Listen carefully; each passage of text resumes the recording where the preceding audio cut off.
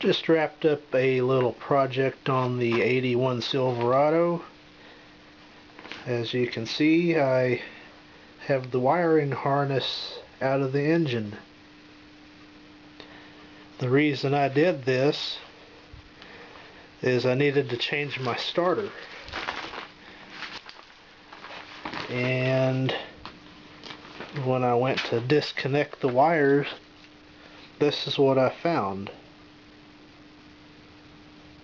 Doesn't that look like some awesome wiring? There was an extra wire on the starter for some reason, and ends up it was just somewhere. Yeah, this wire right here. Just a live 12 volt all the time, right next to the firewall. So I de-loomed it and got to looking it over. I don't know what that's about. And just some butt splices there. It had one of the factory fusible links. That's it. Didn't have the ones down by the starter. And the only good section left really was the connections for the wiper motor and washer pump. Other than that, pretty much garbage. So bought a new engine harness and installed that, and the truck runs better than it has in many years. And it's not too easy to tell, but it's all new wiring going to everything. I need to do a little bit more work tidying this up to the junction block. And I need to rig in an oil pressure switch so the choke light works properly. On the 305, it used to be down by the oil filter, but there's nothing there anymore. I'm just going to put it back there under the distributor with the oil pressure sender, which that's working just fine. I got some adapters. The main difference I noticed is the alternator seems to be working a lot more efficiently. I could turn the headlights on and turn the AC on high, and the gauge would drop below 12 or below 13 volts. So it seemed like the alternator was just barely charging at that time. But now I put the multimeter on the battery, and it's solid at 14.5 volts when the engine's running.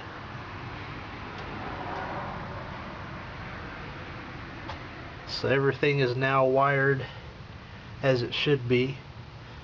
I also installed new battery cables.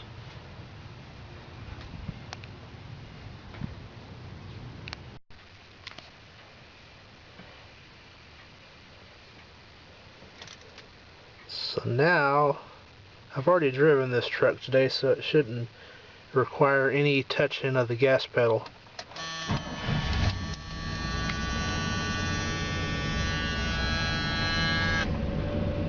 And the gauge goes right up. It's a little higher when it first starts, but as the battery charges, it settles between 13 and the dash right before the red zone.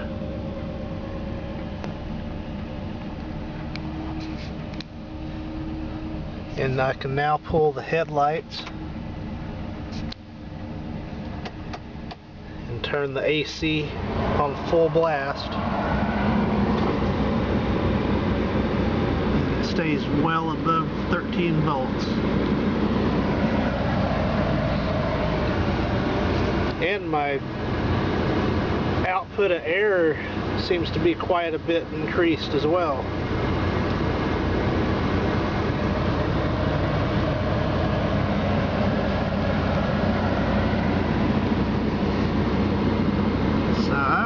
say that's a successful repair, and that's about where the gauge usually sits all the time after the battery's charged up and the truck's been running a while.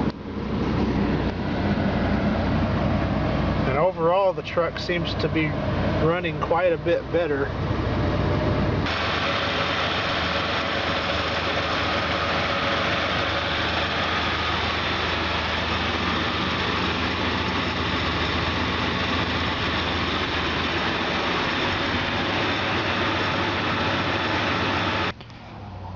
Okay, here's the next part of my electrical repair on the 81 Chevy Silverado.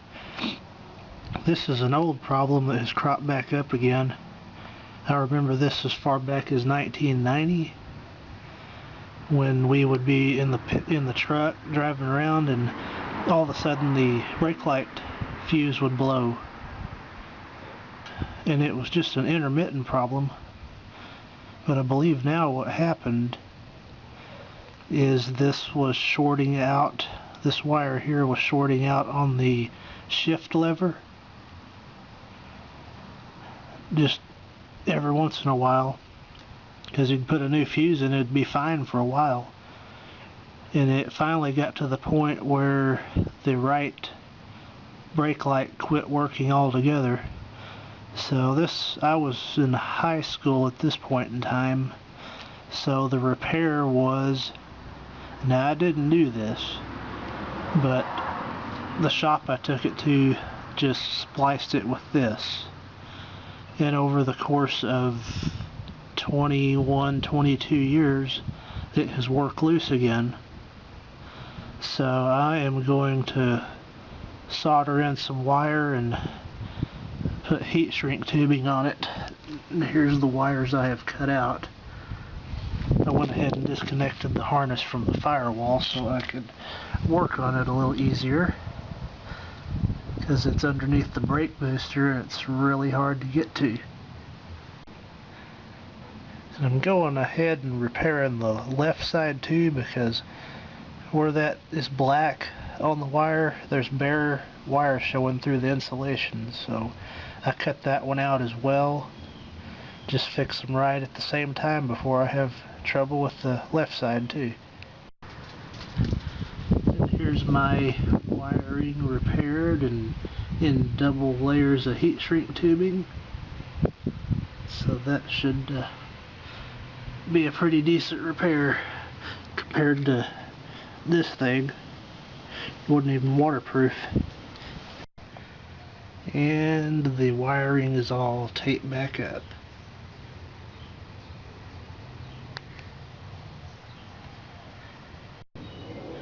And we're all loomed up for a little extra protection and ready to reinstall. Alright, I got everything all put back together.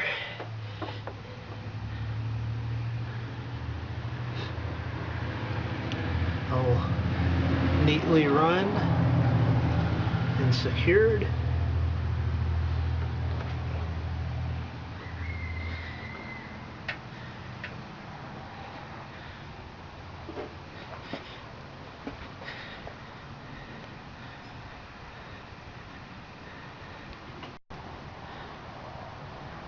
And the last item, both of the brake lights are working fine now.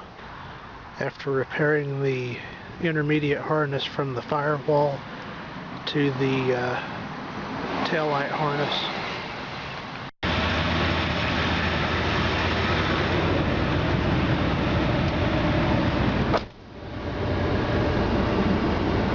And it's probably 70 degrees out here today, and it's February 5th, and we got nice cold air.